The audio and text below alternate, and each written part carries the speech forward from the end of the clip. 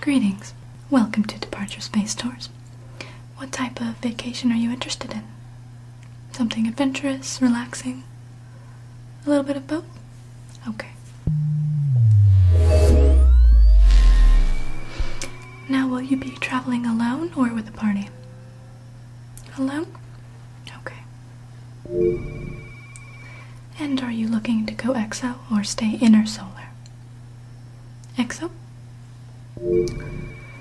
Now that's a longer trip, so it's going to be more expensive. What is your budget? I see. That won't get you very far from home. Are you sure you wouldn't want to stay inner solar?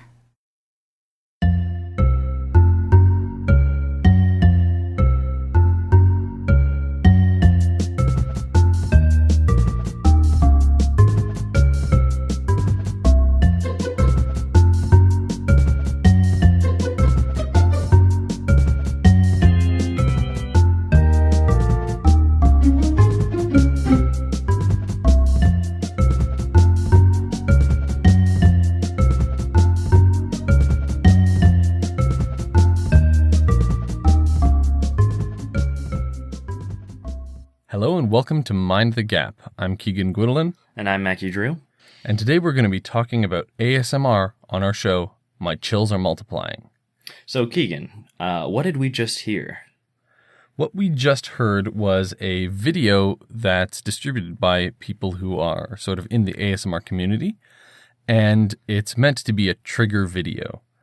So you're supposed to listen to this and it triggers the response.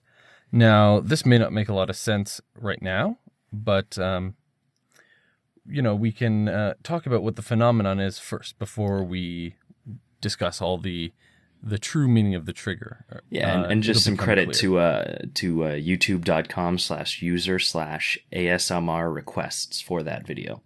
Mm-hmm. So ASMR is an anagram. Is that what you'd call it? An anagram? Is I would that call no ASMR. I would call it an initialism. An initialism, fine. For autonomous sensory meridian response. And this phenomenon is typically described as a pleasurable tingling sensation in the head, the scalp, along the spine, or in peripheral areas. So really, sort of anywhere except the torso and sort of the upper extremities. It's really something that you have to experience before you really understand what it is. I hadn't even heard of this until fairly recently, and on first reading, I had no idea what the sensation was. I mean, it's like trying to describe what a sneeze is or a tickle without having to without experiencing it. It's kind of difficult. And running on Mackie's comparison just there. Everyone knows what a tickle feels like because everyone's been tickled. Everyone knows what a sneeze feels like because everyone has sneezed. This ASMR sensation is not something that people have necessarily experienced. Or could experience, for all we know. Correct. And moreover, it's been fairly unnamed. Like, we haven't known about it for that long. I mean, the ASMR name is something that it was not officially or medically assigned. Yeah. It was something that people just came up with who were banded together and, described this experience they were having. And only in 2010, for that matter. Yes.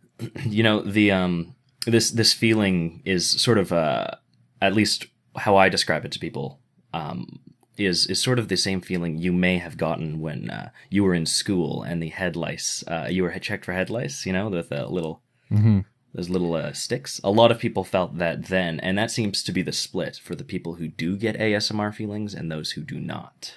See, I recall going for the head lice check in elementary school, but I don't recall feeling anything. I mean, maybe I just dismissed it or something like that. Well, you mentioned before, too, that you don't get the ASMR feeling, right? Well, I might have to revise that, but I don't know. We'll see. So, Mackie, do you want to go over the name and all this stuff? Yeah. So the autonomous sensory meridian response is is the main name for it now that you'll find it by. But during competition and even now, there was plenty of other names heading out for the name that everybody uses, including attention-induced euphoria, attention-induced head orgasm, head tingles, attention-induced observant euphoria, brain orgasm, brain massage, head tingles, head orgasm, spine tingle, braingasm. And I'm sure there are plenty more we haven't come across. Of course. And it's interesting because a lot of those sort of, like, collectively, they reflect what is, like, components, I guess, of the sensation and components of the triggers, right? Yeah, I particularly like the attention-induced observant euphoria. That's exactly what I was thinking. It's fairly descriptive. So we haven't discussed this yet, but there's ways to trigger these events. You know, like getting your head lice checked, or somebody being very meticulous with you, being with a doctor or a dentist, things like that. And there really are two types of ASMR people, at least described by those who document the phenomenon. Type A being that episodes are elicited by the individual without external stimulation, based solely on their own thoughts. And type B, which is by far the most common, and the one that the communities to do with ASMR are built around, which are episodes elicited by an external trigger, video, audio, touch, things like that. See, I think I may fall into the type B category. Because until very recently, I didn't think I experienced this. I mean, I watched some of the videos. I listened to things. I didn't really get it. I mean, I don't get ASMR when I'm one-on-one with people. But I did get one of those head massager things. It looks like a little steel octopus almost. Oh, Do you know what I mean? Yep. The things you put on your head and then you pull up and you pull down. Yeah, exactly. And that sent chills all down my spine and through my scalp and stuff. And it felt to me like a really intense itch satisfaction. You know what I mean? When you scratch something that's really itchy and it feels sort of good, but in a sort of weird tingly way. It's the same sort of thing, but magnified several times. And you know, I'm very sensitive to ASMR responses. I guess that's kind of redundant, right? ASMR. ASMR. And like I can get triggered like nothing, you know, like just walking down the street or I'm just, you know, see a video for 2 seconds and it's pretty strong. And I always wondered about that, like what that feeling was. But it actually tends to build not just on those videos, but on if I have an itch. Oh yeah. Then that not scratching that itch having the response tends to amplify it to a great deal. It becomes a nucleation point for the feeling, like it's irradiating from that spot. That's interesting. Yeah. I've not come across anybody else who's mentioned the same, but the communities are still small. I've not done a lot of one-on-one time research-wise with people, and there's not a lot of information on this yet because it is so new. We're doing this podcast about it and trying to inform people on what it is, but for the most part, we don't know. Yeah, and I mean, the reason we really got into this, I think at least, is because, Mackie, you came across the ASMR subreddit, and, you know, to us skeptics, the words, you know, autonomous sensory meridian response, particularly meridian, sends up red flags for us that something's amiss. Yeah, so we kind of went into this a little bit biased, thinking that this would be, you know, sort of BS. But, I mean, there's nothing really wooey about this. You know, there's nothing that's, no one's being inaccurate or dishonest here. Or even swindling anyone. There's no one, you know, exactly cashing in on this unjustifiably. It's like we were shocked. We talked many times on how shocked we were, how legitimate it was. Yes, it really, like the meridian. We looked into it, that word, and it doesn't add up. It's not the same kind of meridian we were thinking. Right, and it really it was really surprising, and it made us happy because we found a new phenomenon that wasn't wrong. It wasn't yeah, and I think it's really an accident of, you know, the people who decided to name it autonomous sensory meridian response that they did so, give it such a skeptical or, a skeptic attracting name. Yeah. And we were talking about how it doesn't work for everyone. I've seen quotes around. I again, these are not serious numbers. They've not been studied. They've not been properly polled. But it says that apparently about 40% of people get the ASMR response. Mm-hmm. So we can't obviously know for sure, but that's probably a good estimate, or at least a good starting point for an estimate. But it may be like what I was saying before, that the people are getting it and they just don't know what to call it. They don't know that it's ASMR. So if you go up to them and say, "Do you get ASMR?" they will go, I guess not. I don't know what that is." Yeah, I think a big component of it is people like looking at, or being asked to look at one of the videos, and if they feel something, then Mm-hmm. And that not everyone responds to those videos the same way. That's true. I went, when I was doing research for the show, I went into the ASMR subreddit, and I asked all of them what they thought I should address. And a big point for them was that it was not inherently sexual. Yeah. Because a lot of people see this as sort of a fetish thing, but really it's not connected to sexual, sexual feelings at all. And in that respect, it's sort of good that, the community decided not to go with, attention-induced euphoria or head orgasm or braingasm or something like that. And every time an article comes out about ASMR, and there's not been many, there's just been a few, every time it's covered, they tend to focus on the sexual component, if there were one. And I always see a lot of rage in the subreddit about that. And so we should make that very clear. That there's nothing inherently sexual about it. I mean... I'm sure somebody could come up with a sexual use for it, but I know not from what I've seen, and not from what you've experienced, right? Yeah, exactly. All right. So the triggers, as we were discussing, vary between people. I mean, the videos work for some people, audio works for some people. It seems like touch is the only thing that works for me, and some people don't need a trigger and can just think about it themselves. But in general, it seems that exposure to slow, accented, or unique speech patterns triggers this phenomenon. Viewing educational or instructional videos and lectures, which is sort of related to experiencing a high empathetic or sympathetic reaction to an event.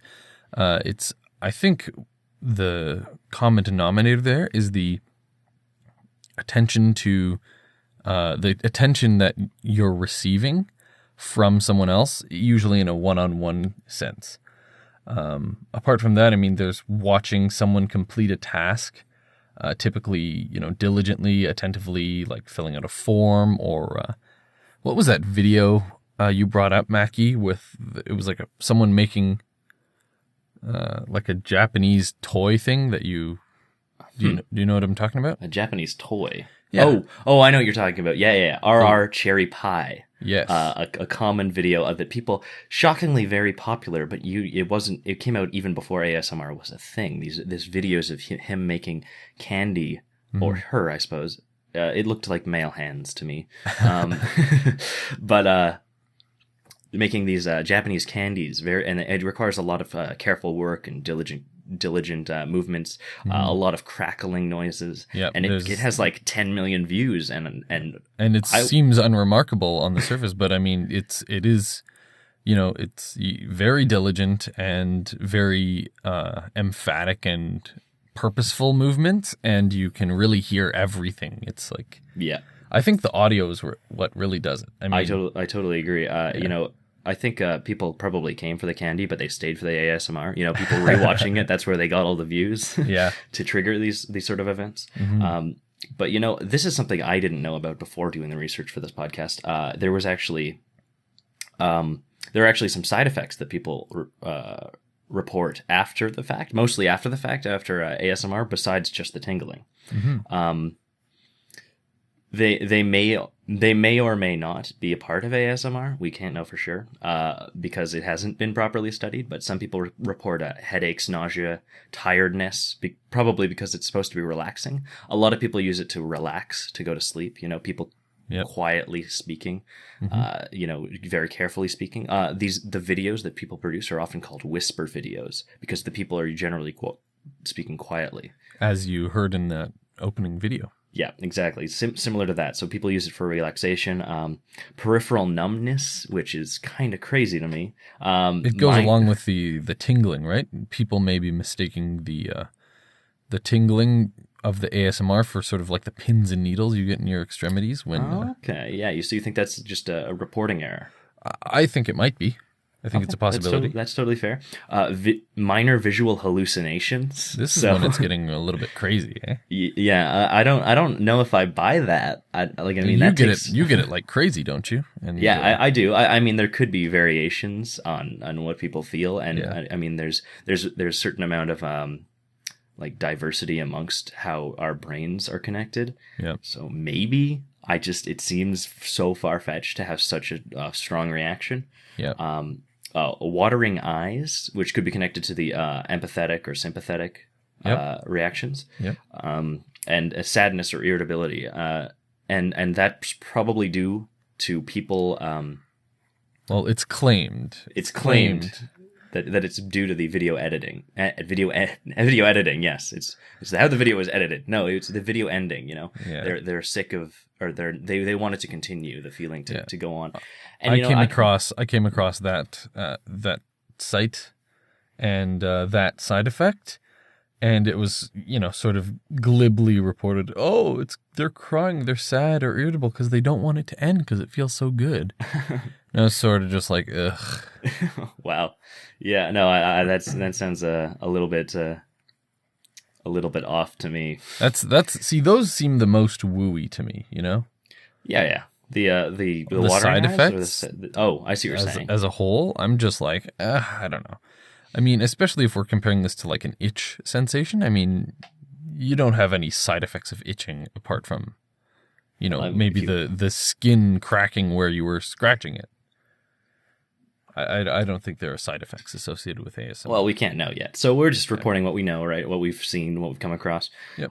But, there's another distinction that people tend not to make initially when they find out about ASMR, and that's the distinction between ASMR and frisson. The tingly feeling, the goosebumps you get, at the end of a movie where there's like building music and you get, it's so epic. You just your hair stands on end.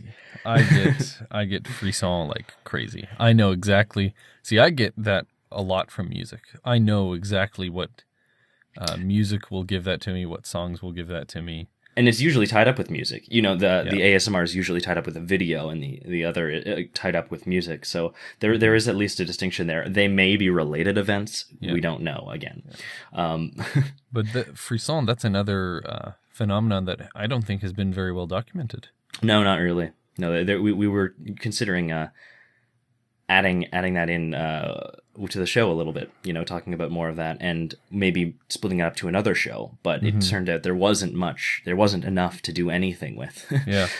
Which is really a shame because I'm almost more interested in frisson than ASMR. Oh, well, because I experience it, fair enough. So let me go into detail. I mean, you mentioned the different names a little bit earlier, but I've got some of the history behind the naming of ASMR. So, autonomous sensory meridian response was the term coined in February 2010 by a woman named Jennifer Allen. She started a Facebook group for people who were experiencing this, and that's what she called it. She later notes that the word autonomous refers to the fact that it only occurs in some people, which is not actually a use of the word. It's not what autonomous means. Because autonomous actually means independently acting. So, I mean, that's sort of a mistake on her part. And then she uses the word meridian as a euphemism for orgasm, which, again, it really isn't. I mean, meridian, at least to me, conjures up, ideas of acupuncture and sort of Eastern medicine stuff. I don't know. What do you think about that, Mackie? Yeah, initially that's what set me off. I was against the use of the term ASMR because of the word meridian. Right. When we looked into it, we found out that it did not necessarily mean that, but that's what she's claiming. So I'll let it go. But it does sort of bring it more into the woo world. And if there's any claim to legitimacy, they should try to avoid that as much as possible. And I mean, her use of the word meridian as a euphemism for orgasm, like even her inclusion of the sort of meaning of orgasm is sort of misplaced in the light that, it's not a sexual experience. It's a different sensation entirely. Indeed, yeah. Well, we can agree that the name was not tactfully done. One thing I'd like to mention about the term meridian as well is that the largest community there is for ASMR is on Reddit. And they tend to use the tag on the videos woo if it does happen to be a less than reputable source. Like some people are triggered by BS. They're triggered by it not being accurate. Myself being one of those people. What do you mean it not being accurate? So for instance, I've watched a video by somebody who was showing off their healing crystals. Okay. Tagged with the tag woo. And I found that was very good because I've hardly found a video not tagged by woo that I considered to be woo. So it's very good on them. They're very woo-less. They're very over good there. at self-policing, which is a big plus because again we went into this thinking it wouldn't be fairly legitimate. Yeah. But yeah. I mean, talking about the whole community, it's been gaining a lot of appeal since its conception in 2010. Very few people know about it. Even when you describe it, people have like a vague idea, but they haven't heard of it. This is very, very new. And, some people talk about it, but it's not very well known, which is partially why we're doing this, right?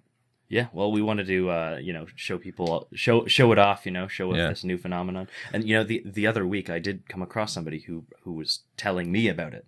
Oh, yeah. They were like, hey, have you seen this ASMR stuff? Yeah. And I'm like, well, actually. Yeah, and some YouTubers have made the trigger videos like we've talked about, and they rack in over 100,000 subscribers. So, I mean, and even the subreddit, the largest community, like you said, has about 47,000 subscribers as of the day we record this. Very, very active community. Not necessarily larger than the 100,000 subscribers on YouTube, but, the subscribers don't tend to all be there. Right. From what I could tell, from like traffic activity, the subreddit seems to pull ahead. Yeah, and I just see this blowing up, even since we mentioned that this show was going to be ASMR on our last podcast, one of our listeners looked up one of the videos, watched it, and said, that's the most annoying video I've ever seen. So, I mean, these are not difficult videos to find. If you YouTube ASMR, you'll come across a trigger video. So it's getting a lot of popularity. Yeah. The whisper videos themselves, they have a huge YouTube community about it, right? It uses, they all share subscribers, they all speak to each other and interact, and usually it tends to be women for some reason. I'm not sure why, but they tend to do whisper videos. They tend to do role playing videos, for instance, ones where they like say, for instance, they pretend to be a doctor. And then they do an exam. And a cranial nerve exam is extremely popular for some reason. Probably because there's a lot of face touching, things like that, personal attention. Like for one of the big YouTuber for the ASMR community is the ASMR requests, like we talked about at the top of the show. We contacted her because she has one of the most popular videos, the space travel agent. Space travel agent, yeah, and she's role playing somebody in the future, talking to somebody about traveling to different planets and stuff, and that's been extremely popular. And the videos are usually either role play or some sort of like playing with something, like opening like soaps or something and have packages or things like that. And there's a distinction between the intentional videos, which would be videos that people make to induce an ASMR response, or videos that are unintentional. So something like a video that's released for instance, like our cherry pie is Japanese candy, Yes. not intended to, but very popular in the ASMR community for that. And even stuff like haircuts. I've seen videos of haircuts that were not intended to be trigger videos. They were just intended to show how a particular haircut is done. Yeah. But it turns out to be a crazy trigger. Yep. Especially depending on how fine the audio recording is. There are people use it to fall asleep. These videos to fall asleep or to just relax, and but mostly just for the ASMR response. There's actually like we talked about, not much research going on in the area, but there's been some hints at research. Like Stephen Novella, what is he? The head of He's a neurologist. Head of neurology. What, Harvard or Stanford or Stanford? Is it Stanford? I honestly don't. One of those big schools. Yeah, he's an Ivy League guy. But yeah, he runs a blog called the Neurologica blog, and it's about neurology. And he also does a fantastic podcast called Skeptic's Guide to the Universe. How could I forget? And he suggested on his blog, when he was addressing these ASMR claims, that we should probably do an fMRI. He doesn't seem to think that there's anything wooey about it. He thinks it's just an example of the diversity of the brain.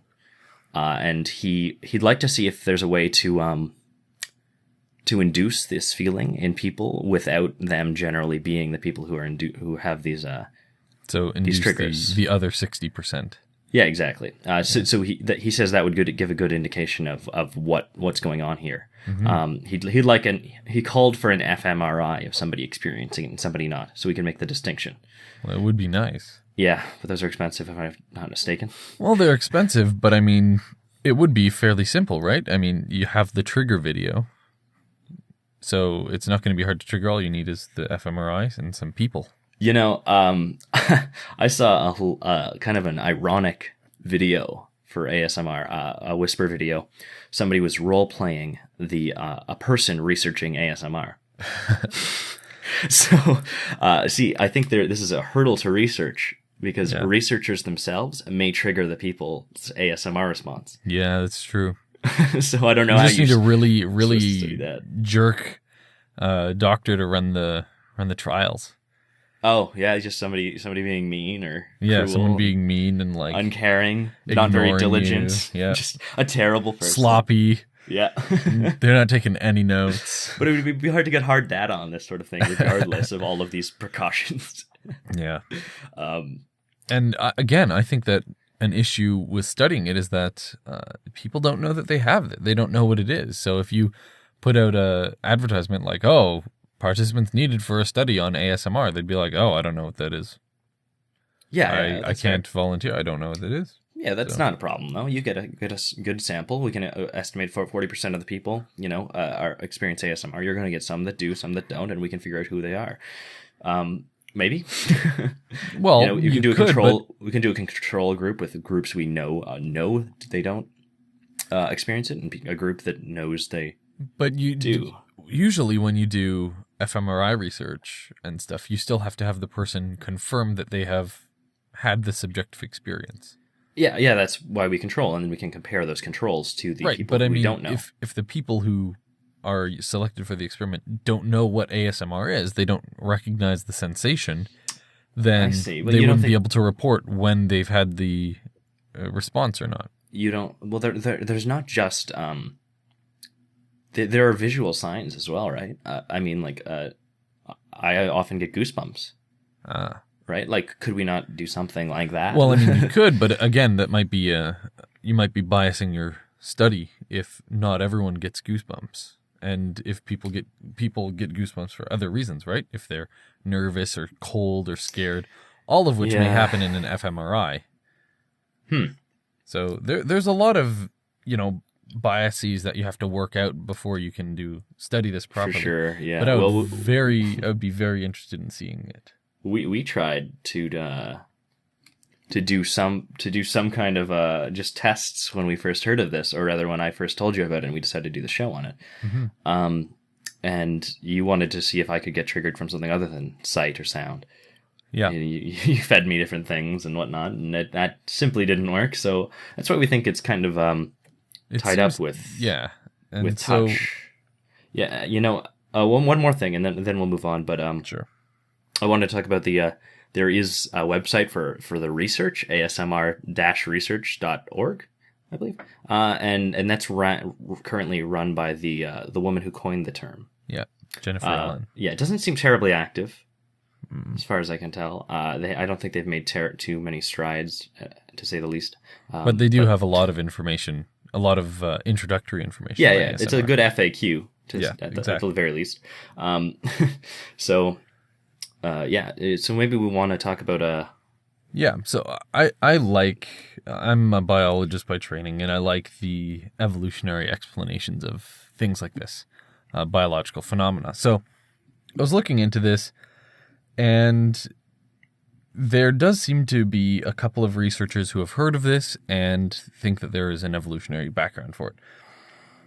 And primarily they think that this may be a relic of our primate ancestry, which rewarded or motivated grooming behavior.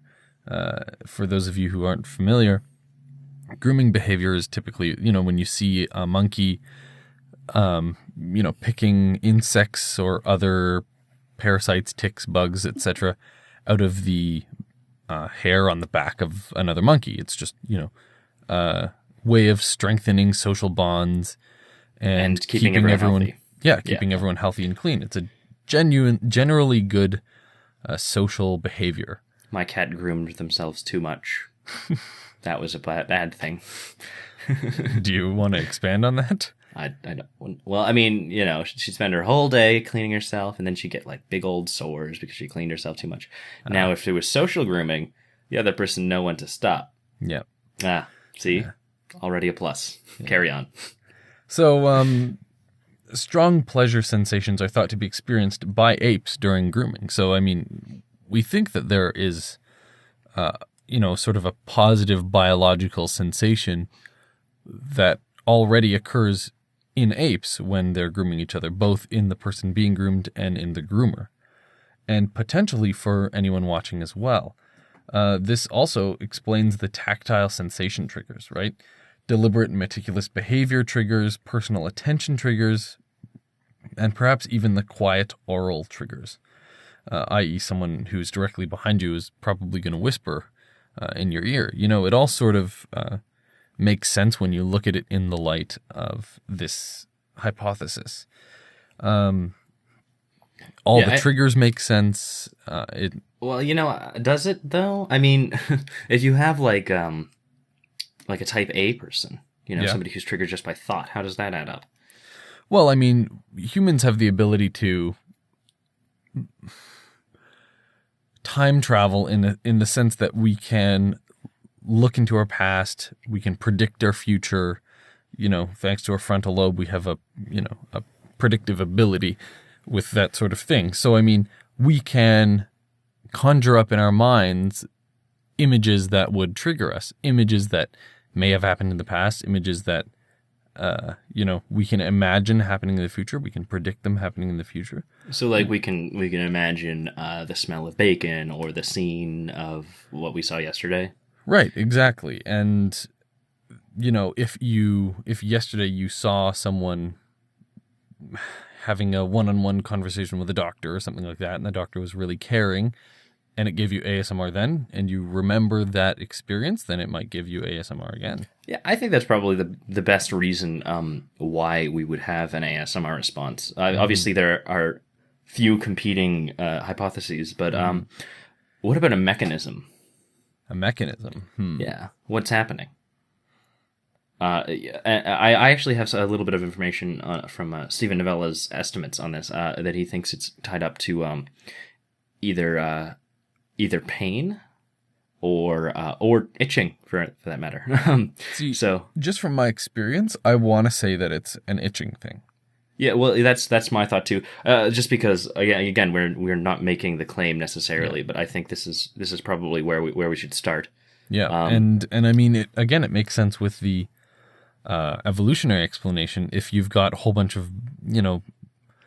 bugs and stuff crawling around the fur on your back, it's probably going to be itchy and you can't reach it. So your buddy's going to reach it and satisfy that itch. The itch. And then that becomes a nucleation point for the feeling. Yep. And that's something you want to seek out or do to others to increase pair bonding. So I think that the mechanism and the best possible explanation so far match up. And I think that's a good sign that we're on the right track.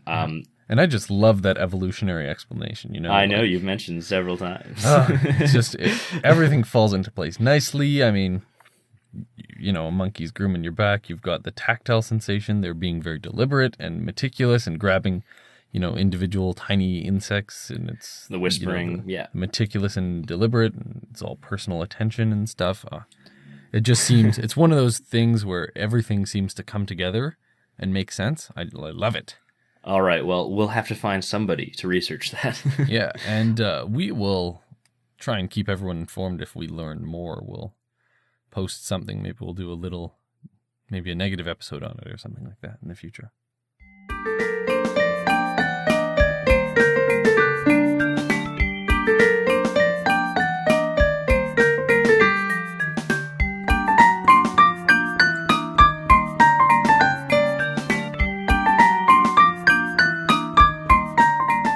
All right, now it's time to move on to our fun and games section. And as usual, we'll start off with our 5-minute challenge. So the rules of this are every week we challenge one another to do research on a topic that we don't know ahead of time. And we get 5 minutes to find out as much as we can about this topic. So my 5 minutes were 2 days ago. I looked up these things from between 2:08 and 2:13 a.m. So all right, there I you go. Appreciate you recording that time. And so I challenged you to learn as much as possible about the hyoid bone in 5 minutes. Yeah. So take it away. All right. Well, I got 7 points that I thought were interesting enough to talk about for the hyoid bone. Right. And I think, so the first point is that in Greek, the hyoid means shaped like the letter U, which it is. Yes, it is. So it's above. It's actually shaped like the letter upsilon, but same thing. Yes, I know. But the upsilon is shaped like U, so QED.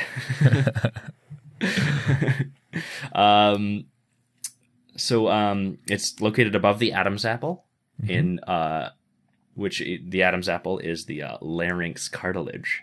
So, it's in your neck. Right. It's very hard to break and it's not easily fractured.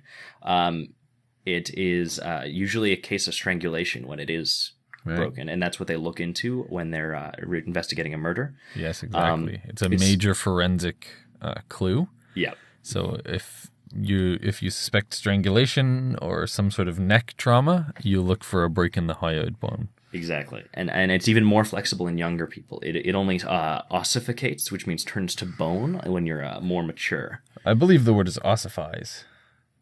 I'm pretty sure it ossificates. I don't think so. That's a minor point, and one of us is wrong. We'll look into it. All right. But it's also the wishbone in birds. So, you ever have that? Are you sure about that? I'm pretty sure. I am skeptical. I thought that was the sternum. I'm almost certain that it's the sternum. Okay, well, that was what I was told. So you are the one that's supposed to have all the corrections for the things I get wrong, because I've only got 5 minutes. Oh, right. How's that going? Because I know exactly everything that you're going to say. Exactly. All so right. That's wrong. We'll count that as wrong, because we don't want to spread information. All right. It develops from the second pharyngeal arch. Mm-hmm. So that's what would become gills in fish. Mm-hmm. And it's used to improve communication skills. It makes more complex tongue movements. See, this is something that I looked into. Because it was thought for a long time that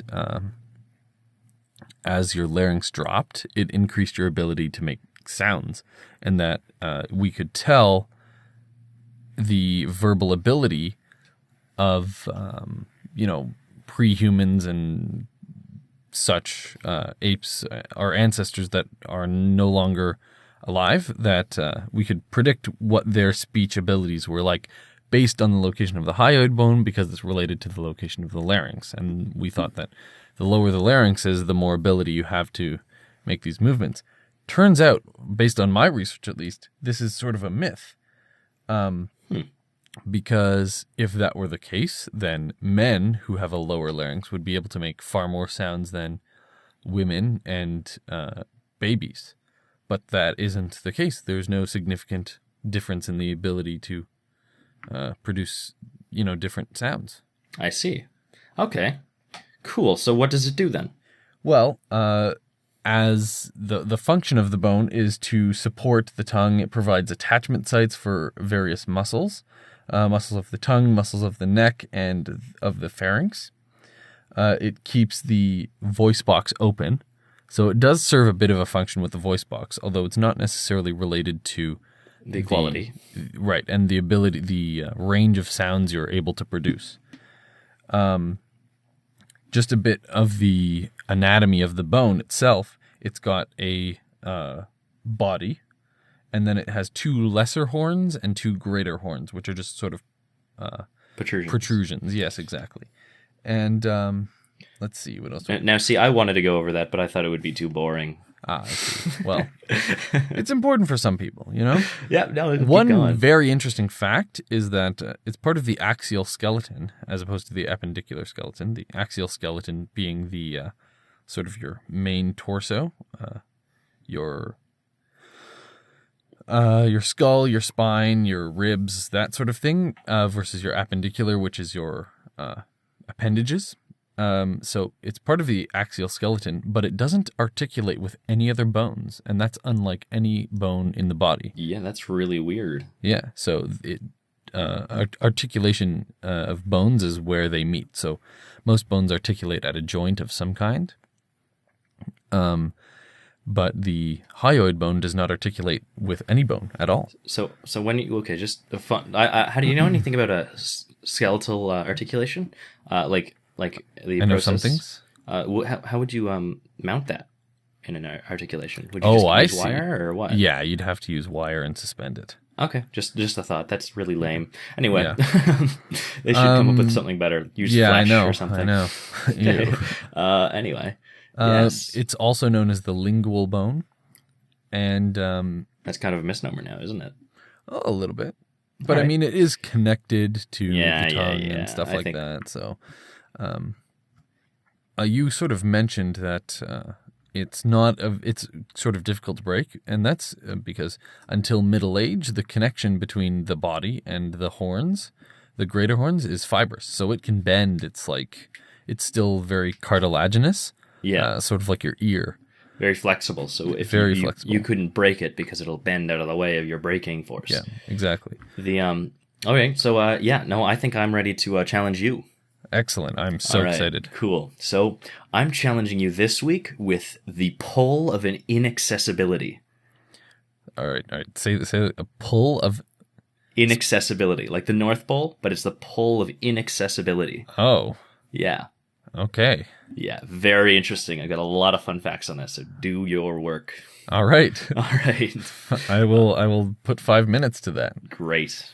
All right. And you have a quiz or a game or something for me, right? Yeah, well, so I thought, in the spirit of the name of the episode, my chills are multiplying, I thought I'd give a really big stretch and make my quiz about multiplication.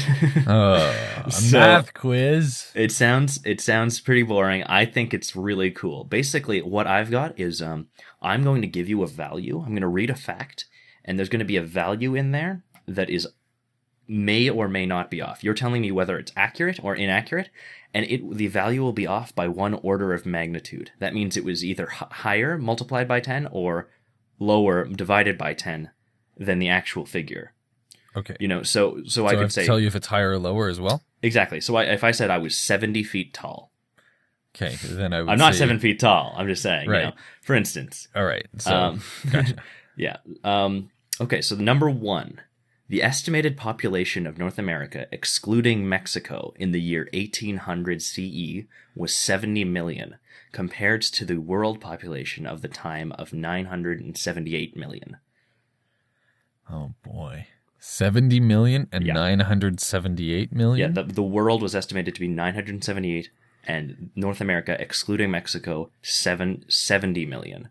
Is that accurate? I think that is inaccurate. I think that North America was 7 million. You're right.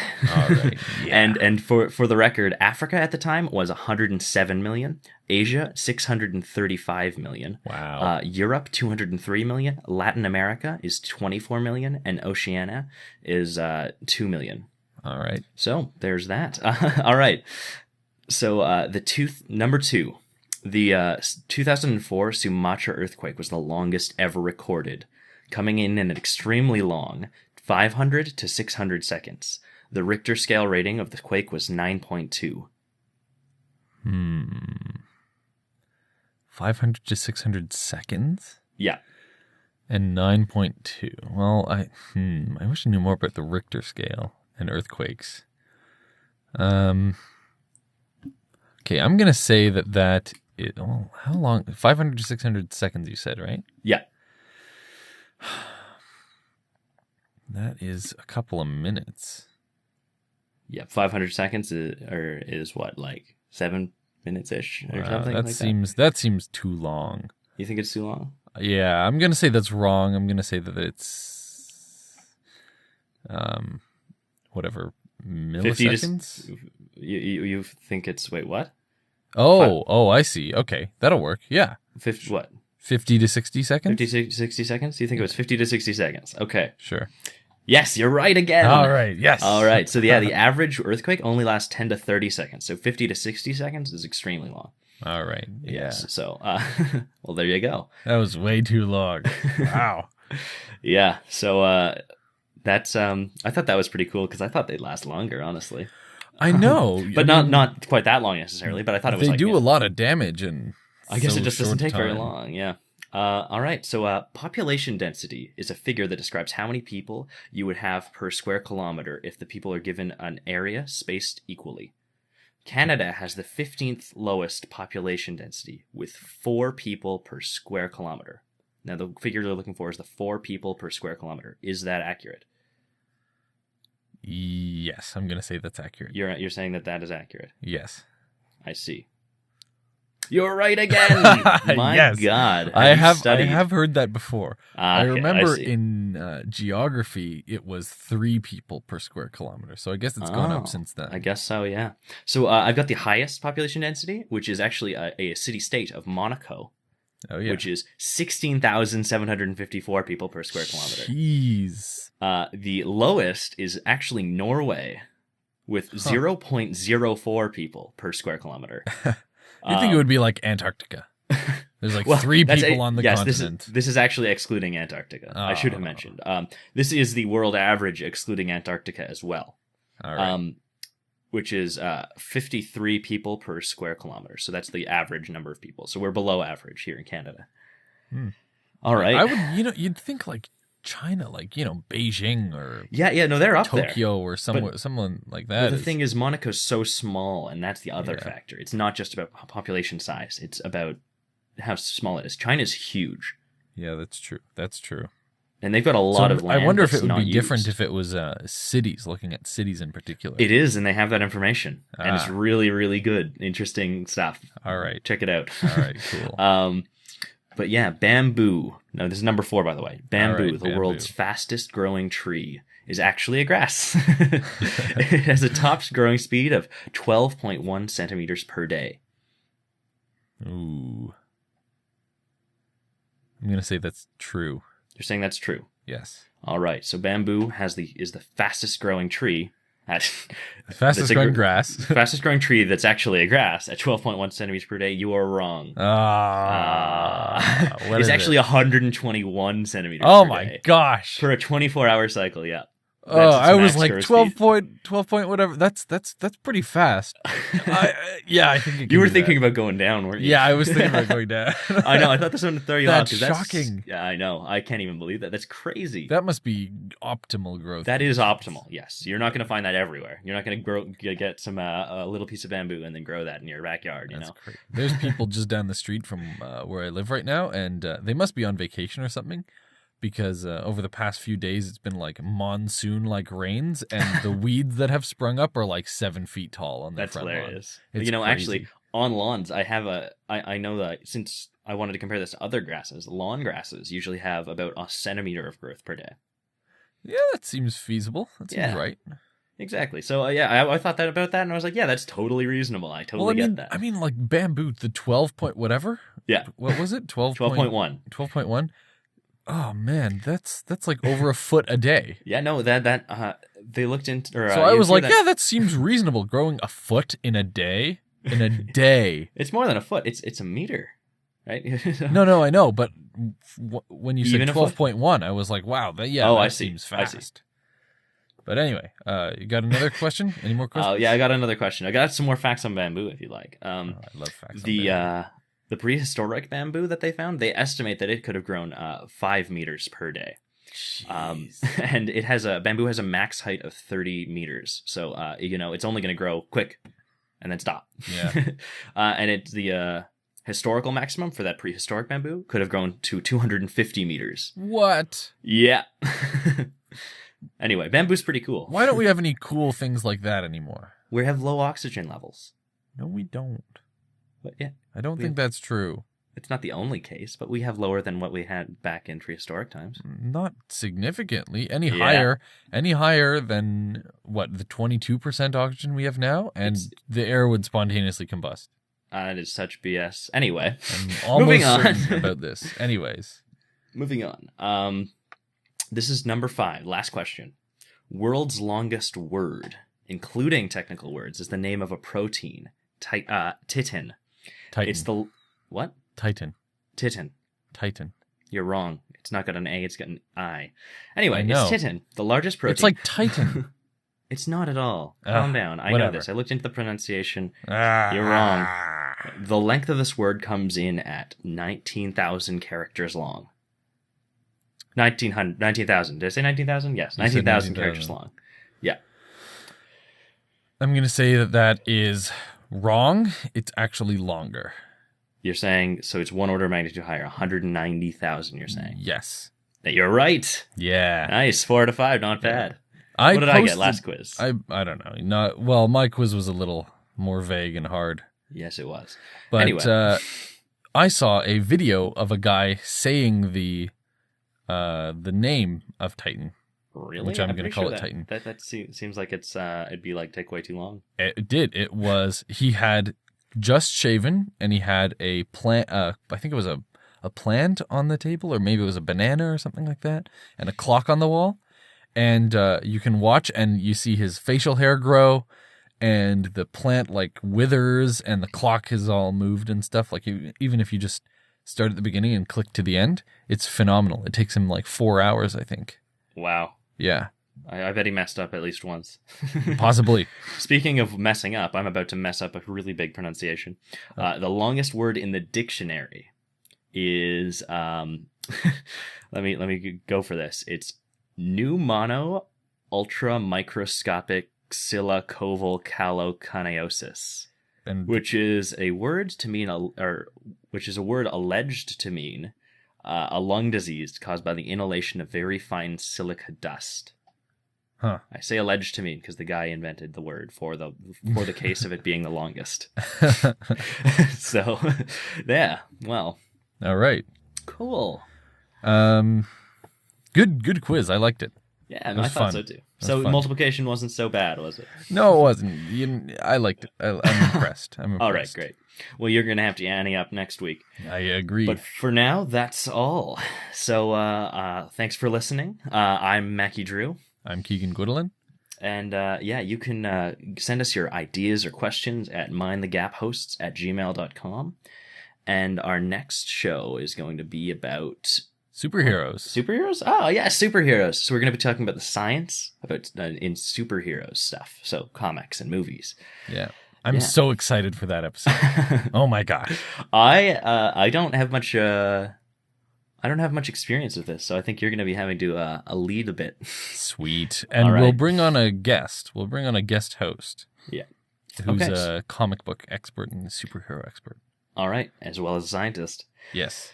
So I guess that's all. I'll see you next week. Yeah, thanks everyone for listening. This was My Chills Are Multiplying. Mind the Gap.